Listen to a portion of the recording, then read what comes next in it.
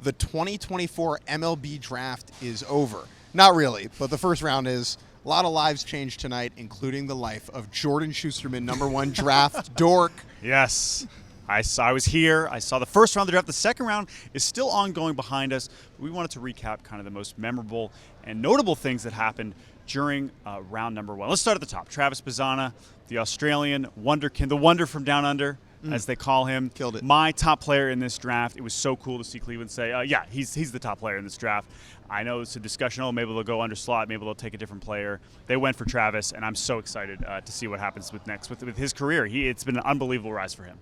Not really a surprise at 1, but we did certainly get a surprise at 2 with the Reds taking Chase Burns over Charlie Condon. Condon was the player of the year in college baseball this past season. Most mock drafts had Condon going to the Reds, but instead they go with Burns, who was a pitcher at Wake Forest. Yeah, and Burns, I mean, listen, you watch Chase Burns pitch, it's not that complicated. He probably was the top pitcher in this draft, but that was a big decision, and the dominoes from that are Charlie Condon goes 3 to Colorado, and then Jack Caglione, maybe the most famous player in college baseball, ends up going #6 to Kansas City. I want to go back to Condon for a second. This dude hit 34 home runs. More than that. This year? 36 and 37, and won the batting title.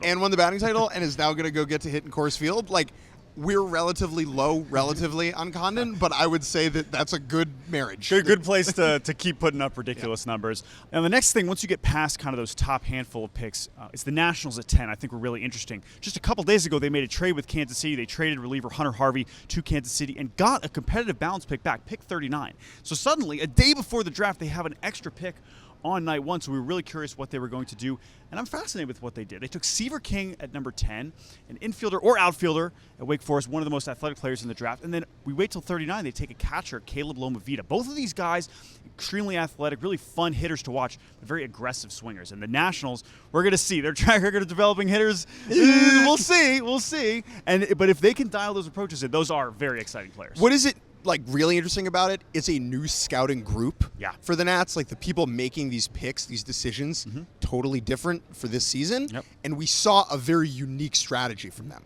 Now, Jordan, last question I have for you is one pick from the let's say the back half of the first round that you really liked. I'm actually going to go a little bit into the comp round. I'm going to go with Blake Burke. Okay. First baseman from Tennessee, going to the Brewers. Their first pick, Braylon Payne, outfielder from Texas. That one seemed like maybe a little bit of an aggressive pick. Payne was not in my top 50, even though I understand why people like him. But Burke, I love this guy. Just got so much better over his college career at Tennessee, and I think he could absolutely rake in Milwaukee. I really like what the Dodgers did of Kellen Lindsey, who's a high school shortstop from Florida, from the middle of freaking nowhere, swampland Florida, who didn't get seen on the showcase circuit because he had a really poorly timed injury last summer. Reports started coming in this spring that this kid was really special. Elite speed, like top-of-the-line runner. Can he hit? It's impossible to know. I don't know if I can hit or Jordan can hit. Dodgers usually can hit. So we will find out, and obviously many more to come. We got day 2 and day 3 coming up over the next couple of days. But that's round 1. I'm Jordan. That's Jake. And that's the MLB draft. I would draft you, man. Thanks, bud. Yeah.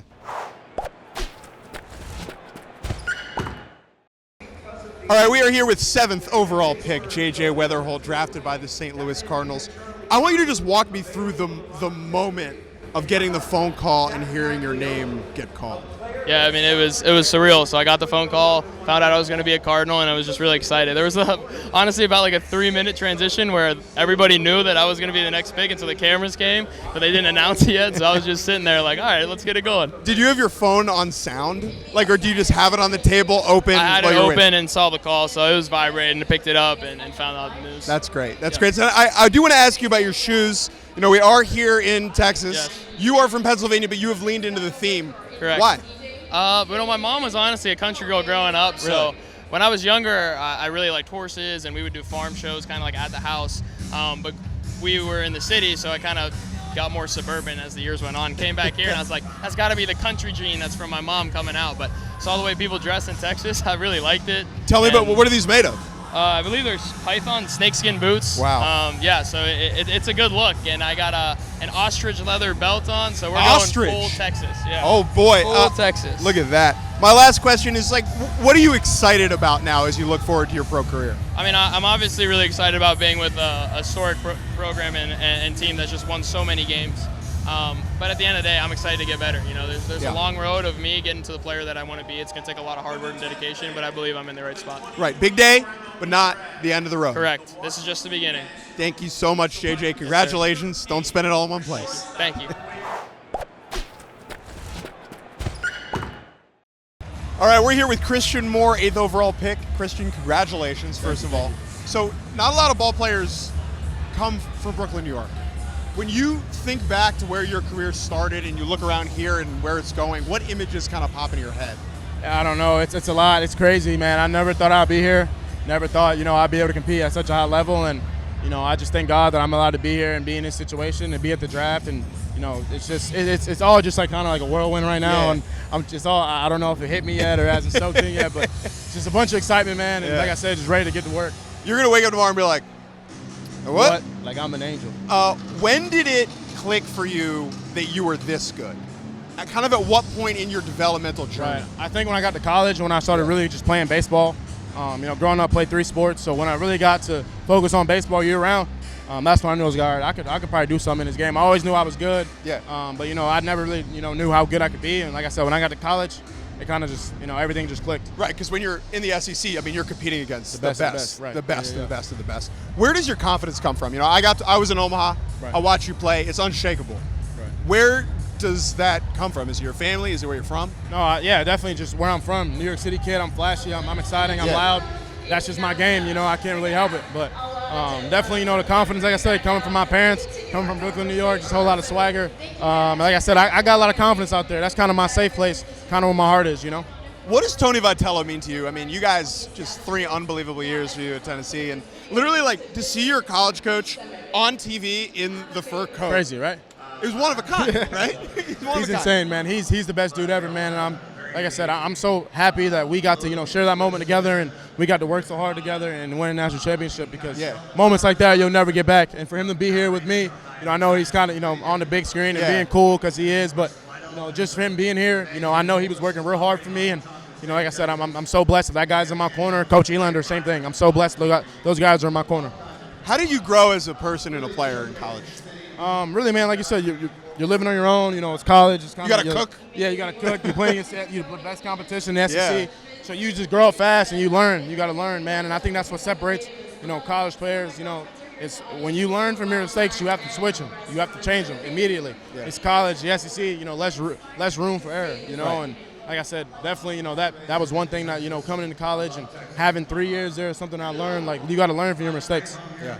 Christopher Moore, one of the most electrifying players in college baseball this year. Cycle in Omaha. Can't wait to watch you succeed in pro ball, man. Congratulations. I appreciate it. Thank you so much. All right, here we are with the newest Minnesota Twin, Kaylin Culpepper. First of all, you did it. You're a first-round pick. How you feeling? I feel great. I don't know. I feel like I'm on top of the world right now. We talked to you at the Combine, Kaylin, and you talked a lot about your older brother and how much you two work together towards this dream. He's here celebrating with you now. When you think about your relationship with your brother over the years, and now that he gets to be here and watch you be a first-rounder, what does that make you think? I mean, all the work that we put in, it goes to show that all that wasn't just for nothing. Yeah. We put in all those long hours, and it all came down to this. So I'm just really happy for the both of us and my entire family. Now his son's here. I don't know how old he is. Adorable son. Now Uncle Kaylin can hit. Now how much are you looking forward to just sharing this pro experience with your entire family? Well, to start off, he's 1 years old, so okay. he still got a couple years, but I don't know. I mean, just for me to have this experience and just to share it to guys, to younger kids. I'm really excited about that. I'm really looking forward to that, and I can see myself now just telling stories about what to do and all that. And I don't know. Well, there you go. Kaylin, opening weekend, first weekend of the season, I saw you hit a home run in Arizona, against Arizona State, and I said, I think he's probably going to be a first-round pick. How long have you thought, I think I can be a first-round pick? The day that I set foot on campus. I went there to start as a freshman and to get drafted. My whole goal was to get drafted, and I mean, here I am now. Here you are now. He was right. He was right long before I was right. Kaylin Culpepper, congratulations. Enjoy whatever comes next, my man. Thank you. Appreciate it. Here we are with the newest Atlanta Brave, Cam Caminiti. Congratulations. Okay, they say if the Atlanta Braves select Cam Caminiti, what's the first thing you think? I mean, I started crying, honestly. Like, the emotions were flowing. I just hugged my family, and I was so excited to hear my name called. And let's go back a year. You make the decision to reclassify and kind of speed up the timeline, right? Originally, you were going to be selected maybe in the 2025 draft. What made you think I'm ready to kind of speed up my timeline and be ready for 2024? I mean, just during the high school season, I noticed I was just getting a lot of guys out, and I needed to save bullets on my arm. So I classed up and just trying to face better competition sooner and challenge myself.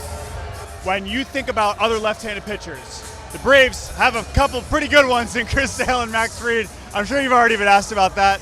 How excited are you to get to work with two of literally the best left-handers on earth? I'm super excited. I want to pick their brains a lot. I mean, I got to come up with some questions, and I'm excited to working with the Braves organization because they develop pitchers really well, and they've got a lot of great pitching prospects. All right, here's a pretty cliche one. Let's hopefully you sign. What's the first thing we're getting? Are we saving for something? Is there something you can splurge a little bit? I mean, I don't know. Maybe some new golf clubs. Oh, okay. Maybe. That's a good answer. Yeah. That's like a very reasonable investment, Yeah, right? it's not bad. Something nice, but we're not going too wild. Yeah, nothing crazy yet. Cam Caminiti, congratulations. Enjoy whatever's next. Awesome. Thank you.